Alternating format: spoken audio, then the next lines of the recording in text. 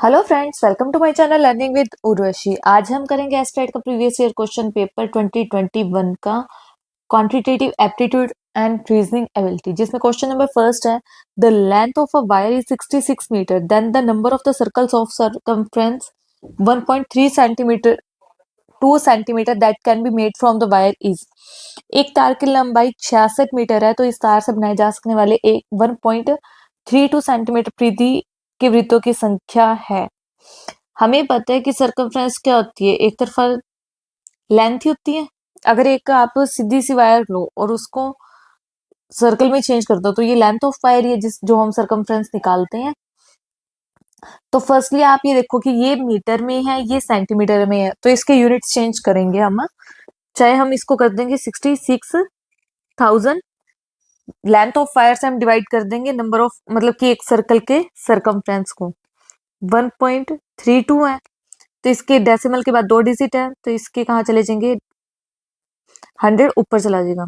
ठीक है, ये कटेगा 5 पर। मैंने ये गलती की है कि मैंने यहाँ पे 2 जीरो यूज कर ली, 3, यहाँ पे 2 जीरो आएंगे। ठीक है, 50 multiply 100, 5,000। Option number fourth. Next question is a train 140 metre long is running at a 60 kilometre per hour. एक ट्रेन है जिसकी लेंथ कितनी है, एक्चुअल में 140 मीटर है, और कितनी स्पीड से रन करिए 60 किलोमीटर पर आवर से। How much time will it take to pass a platform 260 metre long. 260 metre long platform को कितनी देर में पार करेगी। इसकी भी ट्रेन की लेंथ भी कितनी है, मीटर में है, प्लेटफॉर्म की भी मीटर में है, तो ये स्पीड है जो हमें किलोमीटर पर आवर में दे रखी है। हमें टाइम निकालना है, तो टाइम का फॉर्मूला क्या है, डिस्टेंस अपॉन में स्पीड। ठीक है, डिस्टेंस अपॉन में स्पीड है, तो अगर हम डिस्टेंस निकाल ले, डिस्टेंस हमारे पास कितना होएगा टोटल, हमारे पास डिस्टेंस है 140 प्लस 260।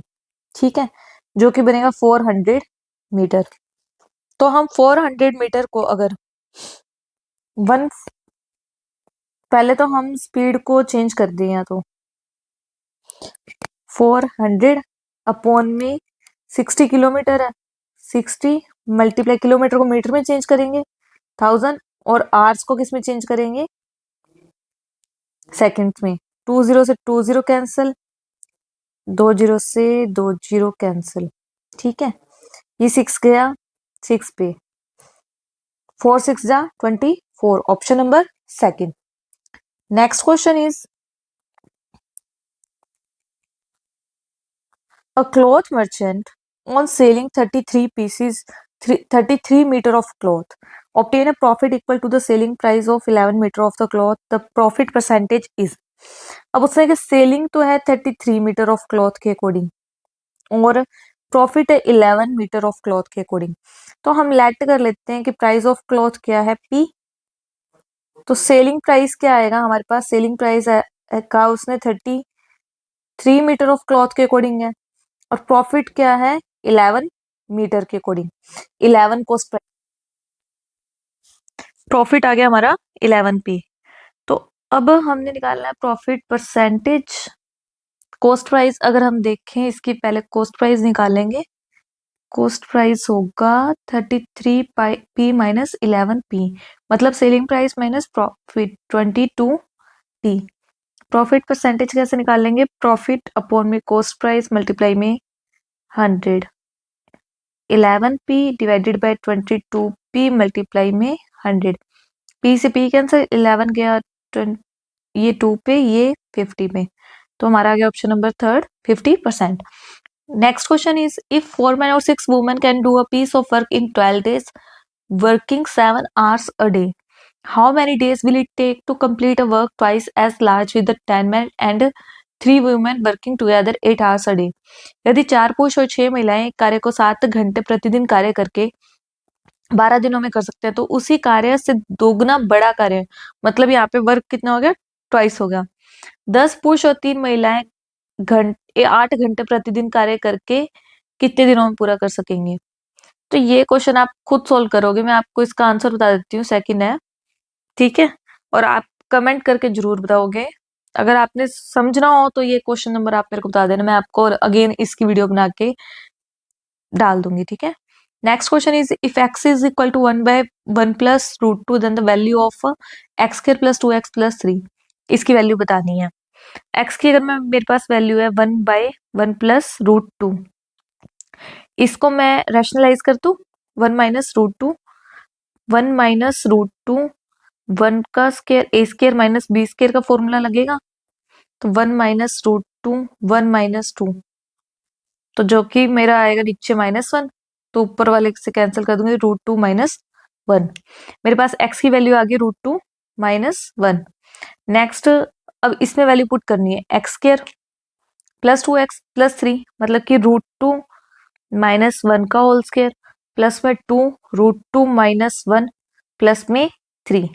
√2 - 1 का स्क्वायर मतलब √a² + b² माइनस में 2ab प्लस में 2 √2 माइनस में 2 प्लस में 3, 2 + 1 - 2 √2 प्लस 2 √2 - 2 प्लस 3, प्लस 2 से -2 कैंसिल, प्लस 2 रूट से -2 root cancel, 1 + 3 4, option number 3। Next question is the next term of the following letter series will be CAE HFJMKORPT ABCFGHKLM PQR UVW UV तो हो नहीं सकता, और QRSTU ये भी इकट्ठा, ये भी नहीं हो सकता, तो इन दोनों में से ही है। और लास्ट वाली सीरीज देखें तो DEHIJKLMNO, मतलब कि 2 के बाद ही है ये, RST +2 का ही है, सीक्वेंस चल रहा है ये, है ना। तो अगर आप इसमें देखें UVWXY +2 पे है, पर ये +3 पे है, तो आएगा ऑप्शन नंबर 2। आप रीजनिंग वाले तो क्वेश्चन किसी भी मर्जी मेथड से सॉल्व कर सकते हैं, जो भी आप रीजनिंग लगाओ इसमें आंसर सही होना चाहिए आपका। Next question is among 5 persons A, B, C, D, E and E is shorter than B but taller than A. A shorter है B से but taller than E. C is tallest. C tallest है. D is shorter than B but taller than A. D क्या है? Shorter है. D is shorter than B but taller than A.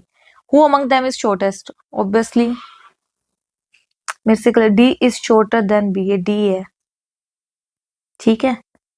सबसे shortest कौन सा आ गया? E, option number 4। Next question is the perimeter of a rhombus is 100 centimetre. Perimeter तो है rhombus का 100 सेंटीमीटर, पेरीमीटर क्या 4a × 100, a हम निकाल लेंगे तो हमारे पास आएगा 25 सेंटीमीटर। पेरीमीटर का फॉर्मूला होता है 4 × साइड, तो उससे हमने निकाल ली। And one of its diagonal is 40 centimetre. अगर हम रोम्बस पे देखें, सॉरी रोम्बस की शेप अच्छी नहीं बनी, अगर हम रोम्बस में देखें तो रोम्बस में एक साइड क्या है 25 सेंटीमीटर और डायगोनल उसने क्या 40 सेंटीमीटर। अगर मैं देखूं उसका हाफ करूं 40 का तो 20 सेंटीमीटर। अब मैंने इतनी साइड निकालनी है। हाइपोटेन्यूज है मेरे पास, हाइपोटेन्यूज का square is equal to perpendicular का स्क्वायर प्लस बेस का स्क्वायर। 25 का स्क्वायर इज इक्वल टू 20 का स्क्वायर प्लस बेस का स्क्वायर। 625 ये प्लस का यहाँ जाके माइनस का इज इक्वल टू बेस का स्क्वायर। इसको हम माइनस करेंगे तो हमारा बेस का स्क्वायर आएगा 225, ठीक है। और ये किसका है? स्क्वायर रूट ऑफ 15 का, कैंसल, तो बेस की वैल्यू आ गई हमारे पास 15। इसको अगर हम ट्वाइस करें तो 15 + 15 30 सेंटीमीटर हमारे पास डायगोनल आ गया, ठीक है। एक डायगोनल तो है हमारे पास 40 और दूसरा डायगोनल है 30। D1 की वैल्यू है 40 सेंटीमीटर और D2 की वैल्यू है 30 सेंटीमीटर। और एरिया का फॉर्मूला क्या है, 1/2 area is equal to 1/2 multiply D1 multiply D2। 1/2 multiply 40 multiply 30, cancel out 2 पे 20 पे, 2 3 6, 600 centimetre square. Next question is two alloys both made up of copper and tin. The ratio of the copper and tin in the first alloy is 1:3 and in the second alloy 2:5. In what ratio should two alloys be mixed to obtain a new alloy such that the ratio of copper and tin be 3:8? किस ratio में मतलब कि और नई मिश्र धातु को मिलाया जाए कि नई मिश्र धातु 3:8 हो जाए। ठीक है, तो पहले वाले में अगर हम देखें alloys both made up of copper and tin, the ratio of this and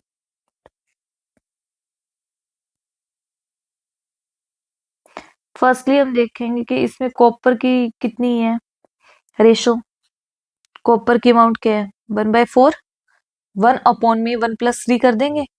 और सेकंड में कितनी है 2/7 और हमें चाहिए कितनी 3:8 मतलब 3/11 ये चाहिए। ठीक है, तो हम एलिगेशन मेथड यूज करें 2/7 माइनस 3/11 और 3/11 माइनस 1/4। अगर हम देखें तो ये सॉर्ट आउट होएगा 77 और ये बनेगा 1/44। अगर हम इसका रेशो बनाए तो 4:7, option number 3। Next question is A said that boy is the grandson of my mother's husband. A ने कहा कि ये बॉय मेरी मदर के हस्बैंड का ग्रैंडसन है। ठीक है, आई हैव नो ब्रदर और सिस्टर, मेरा कोई भी भाई या बहन नहीं है, तो ऑब्वियस ही बात है कि उनका ग्रैंडसन तो इसका सन ही लगा, option number 2। Next question is find the wrong number in the following series. Wrong number find करना है। अगर हम इस सीक्वेंस को देखें, कोई स्क्वायर का या क्यूब का बनता हो, इसका रिलेशन बनता है अगर हम देखें 5Q + 10 मतलब 125 + 10 क्या बनेगा 135। 6Q + 10 216 + 10 226। 7Q + 10 343 + 10 353। 8Q + 10 512 + 10 520 जो कि 552। तो wrong number is option number 3। Next question is the difference between the simple interest and compound interest compounded annually at the rate of 12% per annum of on rupees 5,000 per for 2 years will be। अगर हम simple interest निकालें तो principal into rate into time divided by 100 और compound interest निकालें तो principal into 1 plus rate upon में 100 upon में time power time, ये फॉर्मूला होता है। तो हम पहले सिंपल इंटरेस्ट निकाल लेंगे। हमारे पास प्रिंसिपल कितना है 5,000 मल्टीप्लाई में रेट कितना है 12% और ईयर्स कितने हैं 2 years divided by 100। 2 zeros 2 0 cancel, 12 5 is 60, 2 is 12, 1200 rupees simple interest आ गया मेरा। ठीक है, simple interest 1200 rupees. Next question is compounded interest पूछा है मेरे से। कंपाउंड इंटरेस्ट मेरा कितना आएगा प्रिंसिपल 5,000 मल्टीप्लाई में 1 प्लस 12 अपॉन में 100 की पावर 2। 5,000 मल्टीप्लाई में 112 बाई 100 मल्टीप्लाई में 112 बाई 100। 2 zeros 2 0 कैंसल, ये गया 10 पे, ये गया 20 पे, एक जीरो से एक जीरो कैंसिल, ये गया 5, 56, 112 मल्टीप्लाई 56, जो कि मेरा आएगा 112 56 12 कैरी 1 7 6